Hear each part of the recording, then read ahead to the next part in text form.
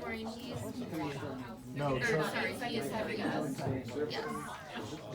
Sean is one. I am two.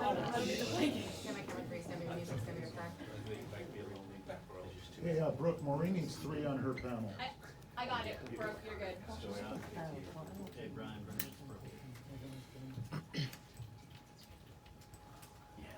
On effect, start to move, music, you're on two.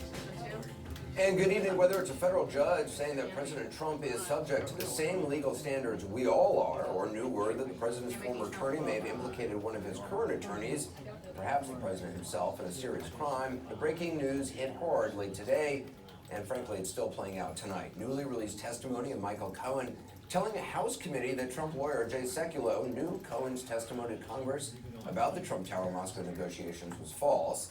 That news landed just as a D.C. District Court judge gave the president's accounting firm 7 days to hand over years of his financial records to the House Oversight Committee. The judge refusing to stay the order pending appeal, writing, and I'm quoting here, "The president is subject to the same legal standards as any other litigant," which speaks to several other big stories today that could probably fill the hour, not to mention a court docket or two. Signs the president may be getting ready to issue more pardons, this time to at least 2 and possibly more alleged war criminals. And the White House directing former counsel Don McGahn to defy a subpoena to appear tomorrow before the House Judiciary Committee. President Trump, on his way to a rally in central Pennsylvania, was defiant, if not entirely accurate. Lady, take charge. I think we've been the most transparent administration in the history of our country.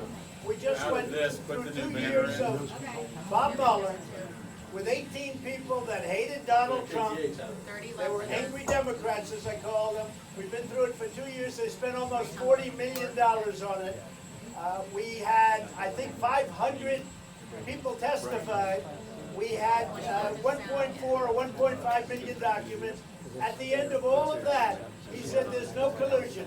Now what happens is the Democrats want to redo, and we've had enough, and the country's had enough. There has never been, ever before, an administration that's been so open and transparent. Thank you. Okay, so that's not true. Keeping it honest, it wasn't true when the president's advisors were stonewalling Congress and refusing to answer questions, even while declining to assert executive privilege, just deciding not to answer. It wasn't true when he himself was refusing to sit down with Robert Mueller, or later when he refused to give House investigators anything at all without a fight, or when he even refused to answer written questions about obstruction of justice. He and his lawyers have adopted what amounts to open and massive resistance to House oversight. Now, to be sure, the president has, as all presidents do, no small amount of legitimate power. The executive is, after all, co-equal branch of government.